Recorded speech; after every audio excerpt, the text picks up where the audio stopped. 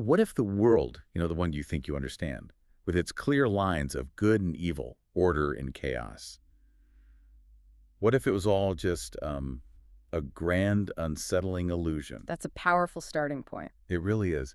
And today we're taking a deep dive into a source that explores exactly that.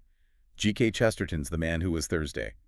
A nightmare. It's a nightmare indeed. Our mission, to unpack the layers of disguise and shifting realities in this incredible novel and, extract Chesterton's really surprising insights into reality, truth, maybe even what it means to truly suffer. It's a profound journey. And Chesterton himself, he called it a tale of those old fears, even of those emptied hells. Wow. Yeah, he challenges us right from the start. He asks us to consider what colossal gods of shame could cowmen and yet crash, of what huge devils hid the stars yet fell at a pistol flash. That's quite the setup. It immediately hints at this world where, well, truth and perception are constantly at war, doesn't it? Absolutely. And the novel opens with this bleak yet weirdly familiar picture of the turn of the century. Right. Chesterton describes it as grappling with, non-entity in science and decay in art, where men were almost ashamed of honor. What's he really getting at there? What's the critique? Well, it's a brilliant way to set the stage, isn't it? He's Yeah. not just describing a time period. He's sort of diagnosing a spiritual and intellectual malaise. Okay. The shame around honor, the decay in art. It suggests a society that's maybe lost its moral compass, or even its ability to see fundamental truth, or it creates this fertile ground for the kind of philosophical anarchy the story's about to plunge us into. And speaking of fertile ground, Yeah. the initial setting, it's this quirky London suburb, Saffron Park, an artistic colony of red, ragged houses that kind of paradoxically never actually produced any art. Right, the inhabitants were the art. Exactly. They were the poems or causes of philosophy. Yeah. It feels dreamlike, a place where strangeness is just normal. How does that immediately signal the novel's themes? Illusion, hidden reality. It's Chesterton showing us right from the get-go that the surface is rarely the full story. Saffron Park, with its artistic airs but no actual art, it's like a mini version of the novel's bigger point. Appearances are deceiving. Oh. That dreamlike quality where reality feels just a bit off right from the start. It primes us, the readers, for the deeper illusions Syme's about to encounter. Okay, so into this weird setting steps Yeah. our first key character, Lucian Gregory, fiery, red-haired anarchist poet, described as a walking blasphemy, a blend of the angel and the ape. He sounds like quite a character. Oh, he absolutely is, a real presence. And then countering him, we meet Gabriel Syme. Right. He looks mild-mannered, fair, pointed beard. You'd think he's meek, Yeah. but the story quickly hints he's surprisingly less so. That contrast is immediate and deliberate. And it sets up their clash perfectly. The core conflict is right there. Gregory, the poet of lawlessness, versus Syme, who boldly says he's a poet of law, a poet of order. Nay, he said he was a poet of respectability. Respect. You can just imagine the shock that caused among the free-spirited Saffron Parkers. It's designed to be jarring, absolutely. Gregory, he's so passionate about anarchy. He argues that an artist is identical with an anarchist. Really, an artist is an anarchist. That's his view. He sees the man who throws a bomb as an artist because he prefers a great moment to everything. He values one burst of blazing light, one peal of perfect thunder over, mere common bodies. For him, the poet delights in disorder only. So Gregory's basically saying true art is pure chaos, prioritizing these fleeting moments of destruction over anything lasting. Pretty much. And he uses that Underground Railway example, which is so relatable, suggesting commuters would feel wild rapture if the train suddenly went to Baker Street instead of Victoria. It's such a specific, absurd image, isn't it? But oddly compelling in its way. It is. And Syme, of course, he counters that chaos is just dull. He argues that man's real magic lies in making the train actually go to Victoria. That hitting the mark, that's the epic part. Okay, so order is the real magic. Exactly. He says he prefers a railway timetable Bradshaw, the famous guide over Byron. He calls the timetable a commemoration of victories against chaos, not defeats. Wow. A timetable over Byron. Yeah. He sees shouting, "Victoria!" when the train arrives as the cry of a herald announcing conquest, the victory of Adam.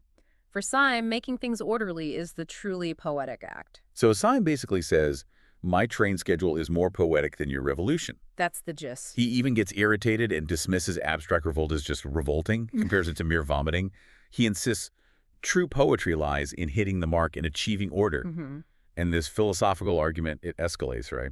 Gregory's face darkens and he tells Syme, "You shall see something more serious than either drink or religion." Yeah, and then the challenge. Gregory asks Syme to swear this vow of secrecy, promising a very entertaining evening. And Syme, being this self-proclaimed sportsman, takes the oath, as a Christian and a good comrade.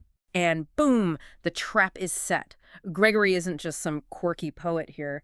Chesterton's using him to dissect the dangerous allure of pure aestheticism, showing how a love for disorder can morph into a philosophy of destruction, prioritizing those fleeting moments over lasting reality. That clash sets us up perfectly for Syme's wild ride. Yeah. His descent into this hidden world of anarchy and, well, shifting identities. It starts immediately. Gregory leads Syme to what looks like a really rundown pub, a dreary and greasy beer shop. But then the first hint that things aren't right.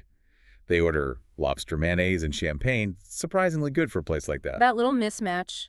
It's Chesterton's first playful nudge, isn't it? That nothing is quite as it seems. Syme thinks it's a dream, maybe a joke. Right. Then Gregory drops the bomb. "We are the serious anarchists," claims the fancy food in the dive bar is just their modesty. Modesty. Okay. And then things get even weirder. Mm. Gregory warns Syme the table might begin to turn around a little. And it does. The next moment, the floor just gives way. They drop down this roaring chimney into a passage underground. Chillingly lined with ranks and ranks of rifles and revolvers. This is definitely not your average pub cellar. No, Gabe. This literal descent, it sets a very unsettling tone. They end up in this queer steel chamber, almost spherical, hung with bombs, dubious and dreadful shapes. Feels like the inside of a ticking bomb itself. Exactly. A perfect symbol for the danger Syme's stepping into. And Gregory then explains his bizarre history with disguises, how he failed trying to infiltrate society as a bishop or a millionaire. Right, or a major. Then he goes to the president of the Central Anarchist Council, who gives him this completely counterintuitive advice. Why then dress up as an anarchist, you fool, and nobody will ever expect you to do anything dangerous then. It's the ultimate reverse psychology. He describes how preaching blood and murder actually let him wheel baby carriages around without anyone suspecting a thing. That's brilliant. It's not just funny, though. It highlights the absurdity, the paradox of public image versus hidden reality. Chesterton's showing us that the most dangerous deceptions can hide in plain sight. So Syme gets invited to become Thursday on this council. And when the other members show up, they all use the password Mr. Joseph Chamberlain. Which tells you everyone's in disguise. This isn't just Gregory's trick. Right. And then the first massive twist. Gregory thinks Syme's an infiltrator. He's about to shoot him. And Syme just calmly stops him, says, don't you see that we're both in the same boat? Boom. Revealing Syme's own secret. Exactly. And this is where we learn who Gabriel Syme really is. He's not just a detective pretending to be a poet. No. He's really a poet who would become a detective. His respectability wasn't a disguise. It was real, spontaneous and sudden, a rebellion against rebellion. A rebellion against rebellion. I love that. He was recruited by the special police force, philosophical policemen. A philosophical policeman? What does that even mean? It means they're tasked with combating this dangerous intellectual conspiracy against the family and the state. So they're not chasing burglars? Not primarily. This new corps, they go to artistic tea parties to detect pessimists. They discover from a book of sonnets that a crime will be committed. Wow. Chesterton's arguing here that the truly dangerous threats aren't just physical acts. They're the corrosive ideas that undermine society's foundations. It's an early warning against, nihilism, intellectual apathy. It's a fascinating, kind of chilling redefinition of the criminal. The policeman explains this whole movement has an outer ring, the innocent section. Right. These people, they believe that rules and formulas have destroyed human happiness, that punishment has created the crime. They talk about paradise without right or wrong. Sounds kind of idealistic, maybe naive. But then there's the inner ring. Ah, yes. Yeah. Sacred priesthood. And in their mouths, that phrase, paradise without right or wrong, takes on a horrible meaning. Oh, meaning. They mean death. Their real goal is to destroy first humanity and then themselves. Good grief. So Syme's up against something existential, not just bombs, but a philosophical attack on life itself. And his recruitment is so eerie, meets the chief in a pitch-dark room. Invisible chief. He just says, "I'm condemning you to death. Good day." Chilling. Just immediate acceptance of the ultimate stakes. And Syme, now Thursday, is ready to crack and fight this abstract philosophical enemy. So Syme heads off to the anarchist council meeting in France. And the journey itself feels strange, like stepping onto another and emptier planet. Yes, the landscape is described as inhuman. But against that backdrop, Syme's own chivalric folly glows. It's a beautiful contrast, this desolate world and his unwavering inner resolve. It is. And the president, Sunday, he uses this audacious strategy, Yeah. concealing ourselves by not concealing ourselves. Right. The council meets for breakfast on a balcony overlooking Leicester Square. In plain sight. Exactly. Looking like jolly gentlemen who pretend they're anarchists. The public just dismisses them. Chesterton's making a clever point here, isn't he? How radical ideas can hide just by being too absurd to take seriously. And Sunday himself. He's terrifying. A great mountain of a man, abnormally tall and quite incredibly fat. His presence makes everyone else dwindle. Syme feels this chilling sense of spiritual evil around him, compares him to the colossal mask of Memnon. And the other council members. Chesterton crafts them like these archetypes, right? Each one representing a different kind of intellectual rebellion. Absolutely. You've got Monday, the secretary, pale, emaciated, eyes alive with intellectual torture, that lopsided laugh. Then Tuesday, to Gogol. The Pole with the bewildering bush of brown hair and beard, those sad eyes, seemingly bad at hiding things. Then Wednesday, the Marquis de Saint Eustache. All animal elegance, black beard, but his black coat seems too dense a purple, hinting at something darker. And Saturday, Dr. Bull. Short, square, well-groomed, but those dark, almost opaque spectacles are dreadful to Syme. Another enigma. They're not just anarchists, they're like caricatures of philosophical positions, each one hiding an identity. It hints at the bigger masquerade of ideas in the world. And amidst this bizarre group, they openly discuss assassinating the Tsar and the French president in Paris. Yeah, the Marquis is chosen to carry the bomb. Syme's in real danger now. He feels Sunday's great and baffling interest on him, feels made of glass. He knows Sunday could get him easily. Anonymous poison or sudden street accident, by hypnotism or by fire from hell. The stakes are incredibly high. Syme's tempted to break his oath, tell a policeman down below. But his antiquated honor stops him. And then that barrel organ moment. Oh, right. Suddenly this jovial tune starts up from the street. And it fills Syme with this supernatural courage, this high pride in being human. He feels this ultimate certainty that the president was wrong and that the barrel organ was right. Such an unexpected moment of clarity. What is it about the barrel organ? It's that simple, joyful reality of human existence, I think. It cuts right through the intellectual terror Sunday represents. It's a reminder of something fundamental and good. And right after that, the reveals start coming thick and fast. They really do. In this dim, cold, empty room, Sunday exposes Gogol Tuesday as a detective. Pulls out a blue card? Yeah. And Gogol reveals he's actually an actor named Wilkes, just impersonating this German nihilist professor. And suddenly this clear, commercial, and somewhat cockney voice comes out from under all that hair.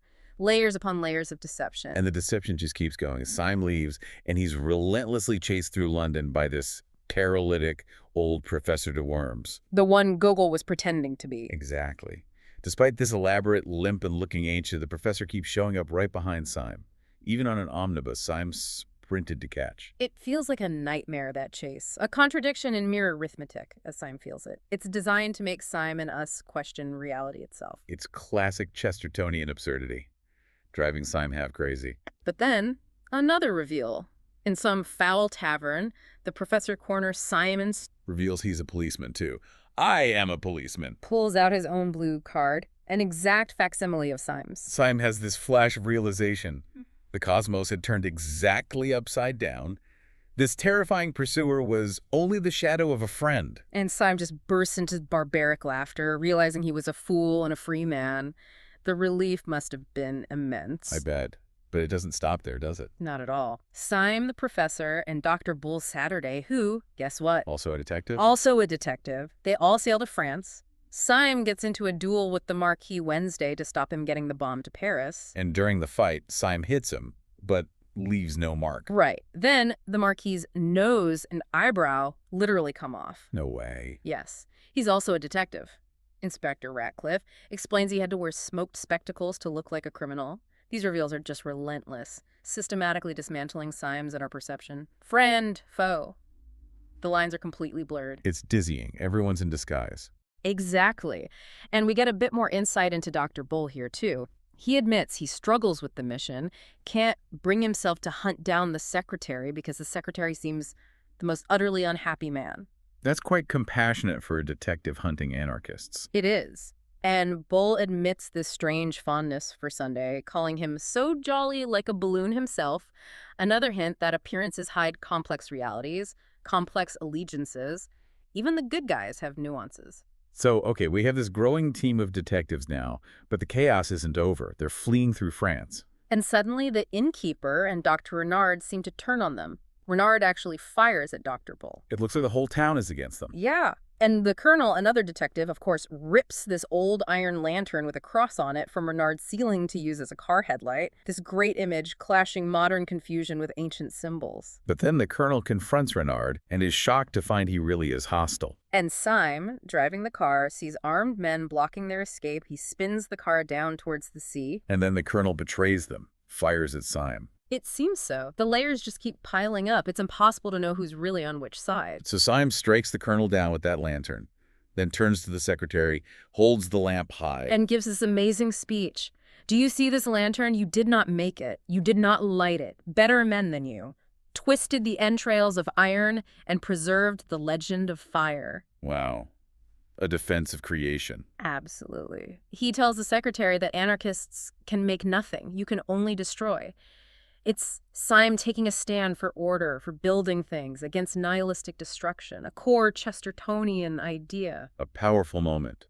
But then, the biggest twist of all. The ultimate unmasking. As Syme braces for a final charge, the secretary just pulls off his black mask And says, I am a detective from Scotland Yard. "What?" And Dr. Bull, beaming, declares, there never was any Supreme Anarchist Council. We were all a lot of silly policemen looking at each other. No, the whole thing. The whole thing. The armed mob. All police, too. So Sunday orchestrated the entire charade. Inspector Radcliffe, the former Marquis, spells it out right. Sunday's colossal joke. Put all his enemies on the council, then make sure it wasn't supreme. Exactly. He led them all on this blind man's buff. Well, he did. Whatever his real plan was.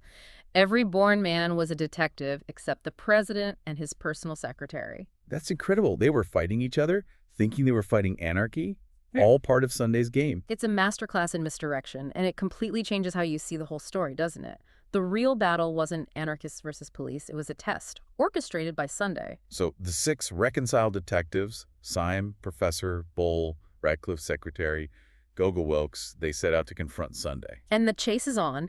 Through London, Sunday escapes absurdly on a cab he drives himself. A fire engine. An elephant from the zoo. An elephant. Before finally vanishing in a balloon. These escapes are almost Cargarnish. What's Chesterton symbolizing with all this? It's so over the top. It is, and that's the point, I think. Chesterton loved using humor and paradox. These escapes, they symbolize the elusive nature of ultimate truth or ultimate authority. Sunday isn't just a man anymore. He's this symbol that defies easy capture, easy definition. The chase highlights how futile it is trying to pin down something as vast and multifaceted as the mystery he represents. Sunday remains the ultimate puzzle. Each detective sees him differently. Right. But they all compare him to something huge, elemental, the universe itself. Yeah, Bull sees him as a great bouncing baby, the earth in spring, full of gaiety, so jolly like a balloon himself. But the secretary sees him as both gross and sad, a loathsome and living jelly, shaking with lonely laughter. Such different takes. Totally different. Ratcliffe finds him absent-minded, but combined with cruelty, like animals at once innocent and pitiless. Google just refuses to think about him, like staring at the sun. And the professor. Sunday's face being too large, too loose, makes him doubt the existence of faces, of matter itself. He's learned the last and the worst doubts, the doubts of a spiritualist. Sunday shakes his fundamental reality. But Syme's observation is the most profound, I think. He notes how everyone sees Sunday differently, yet they all compare him to the universe. And his own experience is the key.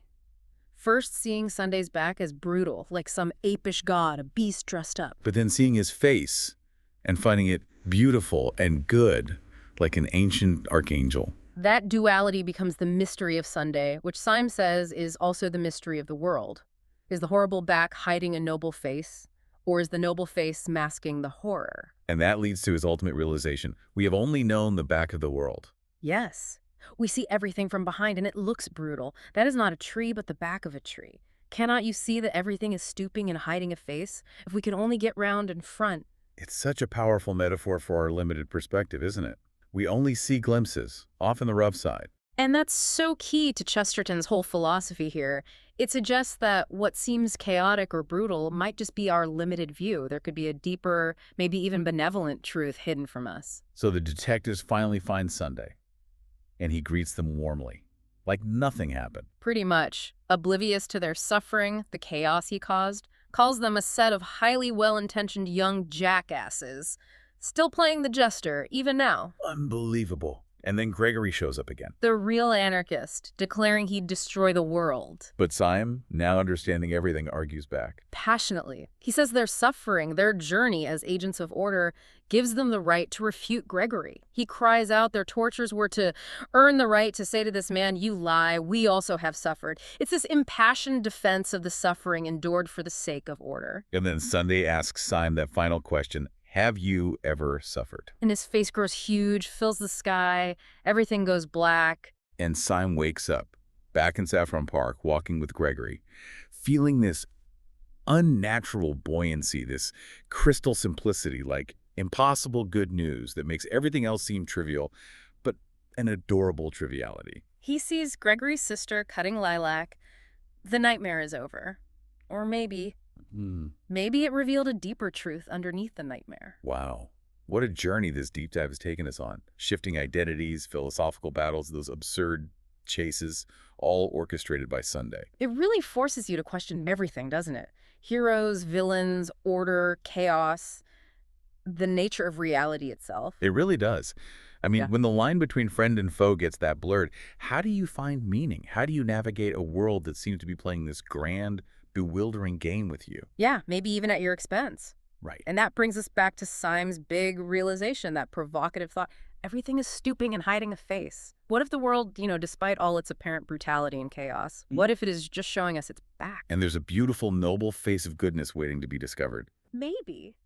If only we can learn to see beyond the surface, maybe even recognize the playful, if bewildering hand orchestrating the chaos. Something to think about.